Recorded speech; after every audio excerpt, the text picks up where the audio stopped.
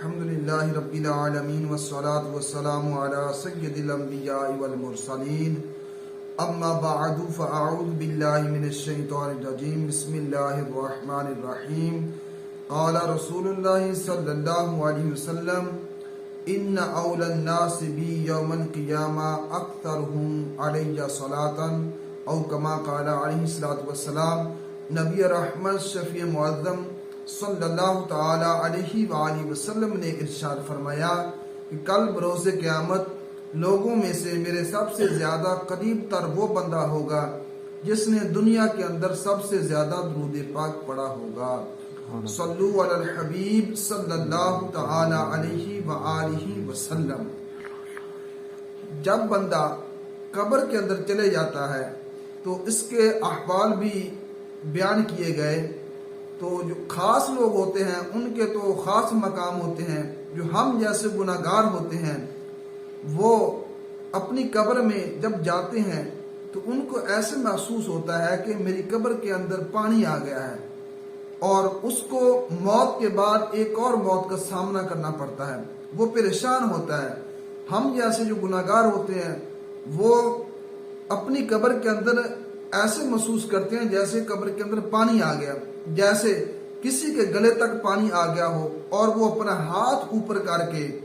یہ تمنا کر رہا ہو کاش کوئی میرا ہاتھ پکڑ کر مجھے بچائے، پانی میں ڈوبنے سے مجھے بچا لے۔ تو وہ مردہ جس کو ہم نے مردہ کہہ کر دفن کر دیا ہوتا ہے وہ دعا کا انتظار کر رہا ہوتا ہے۔ نبی پاک علیہ الصلوۃ والسلام نے فرمایا ینتظر دعوا، وہ بندہ جس کو ہم نے مردہ کہہ کر دفن کر دیا وہ دعا کا انتظار کرتا ہے۔ تلحقہ من ابن او ام او اخن او صدیق، جو دعا اس کو لاحق ہو اس کے باپ کی طرف سے یا ماں کی طرف سے یا اس کے بھائی کی طرف سے یا اس کے دوست کی طرف سے یا کوئی بھی اسلامی بھائی اس کے لیے دعا کرے، وہ کہتا ہے کیا ہو گیا میرے گھر والوں کو، میرے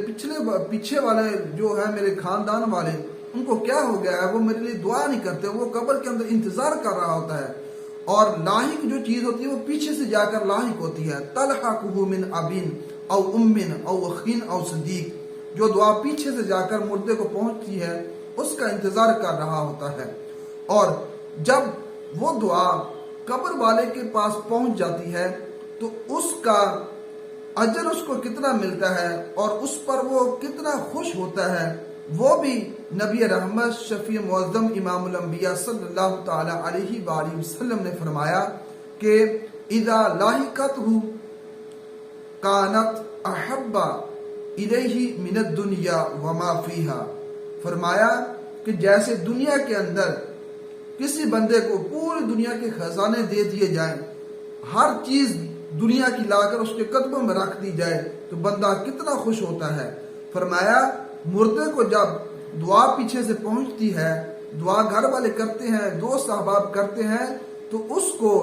جتنی کسی بندے کے قدموں میں دنیا کی ہر چیز لا کر رکھ دی جائے اتنی خوشی نہیں ہوتی، بلکہ اس سے بھی کہیں بڑھ کر اس کو قبر کے اندر خوشی محسوس ہوتی ہے کہ میرے گھر والوں نے پیچھے سے میرے لیے دعا کی ہے۔ کیونکہ قبر والے کے لیے اعمال کا جو سلسلہ ہوتا ہے وہ قبر میں جاتے ہی منقطع ہو جاتا ہے۔ اب وہ لوگوں کی دعا اس کو پہنچتی ہے، احادیث مبارکہ میں اس کی ترغیب بھی دلائی گئی ہے، اور حدیث مبارکہ کا مفہوم ہے کہ جب کوئی بندہ فوت ہو جاتا ہے تو پیچھے والے جب اس کو ایصال ثواب کرتے ہیں، دعا کرتے ہیں، تو وہ ایصال ثواب جو ہوتا ہے سیدنا جبریل امین علیہ الصلوۃ والسلام اس ایصال ثواب کو ایک نورانی طباق کے اندر رکھ کر قبر کے سرہانے کھڑے ہو جاتے ہیں اور کہتے ہیں اے قبر والے، یہ ہدیہ ہے، یہ تحفہ ہے جو تیرے گھر والوں نے تجھے بھیجا ہے، اس کو قبول کر۔ یہ سن کر وہ مردہ خوش ہوتا ہے اور اس کے پڑوسی اپنی محرومی پر غمگین ہوتے ہیں، اس کے یہ پڑوس والے ہوتے ہیں قبر والے، وہ اس بات پر غمگین ہوتے ہیں کہ ہمارے گھر والوں کو کیا ہو گیا، وہ دعا نہیں کرتے، وہ اظہار ثواب نہیں کرتے، ہمارا جو ساتھ والا ہے یہ اس کو گھر والے اس کے پیچھے سے دعائیں کرتے ہیں، اس کے لیے احسان ثواب کرتے ہیں۔ جو جن کو قبروں کے اندر احسان ثواب نہیں کیا جاتا، وہ لوگ قبروں کے اندر وہ میتیں پریشان ہوتی ہیں، تو قبر والے کے لیے میت جو ہوتی ہے اس کے لیے احسان ثواب کرنا چاہیے۔ جیسے کہ مثال دی جاتی ہے کہ ڈوبتے کو تنکے کا اشارہ، تو یہ بھی قبر والے کا معاملہ ایسا ہی ہوتا ہے کہ آپ ان کے لیے دعائیں کرتے رہیں تو انشاءاللہ اللہ تبارک و تعالیٰ کے فضل و کرم سے جب وہ قبروں سے نکلیں گے تو آپ کے دعاؤں اور آپ کے احسان ثواب کی وجہ سے اللہ رب العزت کے فضل سے اللہ تبارک و تعالیٰ ان کے گناہ بھی معاف کر دے گا اور ان کے نامہ اعمال میں نیکیاں بھی لکھ دے گا۔ لیکن فی زمانہ حالات کچھ ایسے ہیں کہ آپ لوگوں نے دیکھا ہوگا کہ سگا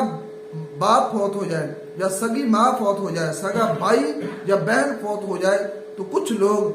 جنازے کے بعد پیچھے ہٹ کر کھڑے ہو جاتے ہیں، دعا تک نہیں کرتے۔ حالانکہ دعا قرآن مجید میں فرمایا گیا کہ اللہ رب العزت نے فرمایا ادعونی استجب لکم، کہ مجھ سے دعا کرو میں قبول کرتا ہوں۔ اور اس کے بارے میں اللہ رب العزت نے مطلق کلام فرمایا، یہ نہیں فرمایا کہ دن کو مانگو رات کو نہ مانگو، یا 12 بجے مانگو اور دن کے 12 بجے مانگو اور رات کو نہ مانگو۔ کہیں پر اللہ رب العزت نے دعا کے بارے میں کوئی قید نہیں لگائی، فرمایا جب بھی مجھ سے دعا مانگو تو میں قبول کرتا ہوں۔ جو لوگ داتا صاحب کے مزار پر یا بابا فرید کے مزار پر دعا کرنے کو برا بلا کہتے ہیں، وہ تو بات چلو سمجھ میں آتی ہے کہ وہاں پر چلو جا کر آپ نہ کریں، لیکن اب جنازے کے بعد ہوتی ہے وہ کیوں نہیں کرتے؟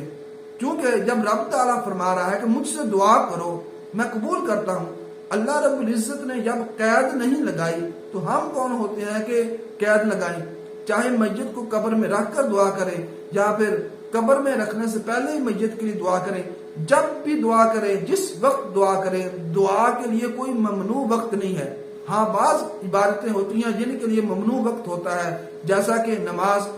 اوقات مکروہہ میں پڑھنا جائز نہیں ہوتی اور ہر ایک عبادت کا وقت بھی مقرر ہوتا ہے، لیکن دعا بھی ایک عبادت ہے، لیکن اس کے لیے کوئی وقت کی قید اللہ رب العزت نے نہیں لگائی۔ تو سامعین اور ناظرین کرام، ہمارے جو فوت ہو جاتے ہیں دوست احباب، ہمارے بہن بھائی، ماں باپ، رشتے دار، ان کے لیے دعا کرتے رہنی چاہیے۔ اس سے ہمارا اپنا بھی فائدہ ہوگا اور قبر والے کو بھی اس سے راحت اور سکون ملے گا۔ دعا ہے کہ اللہ رب العزت ہمیں ایصال ثواب کرتے رہنے کی توفیق عطا فرمائے۔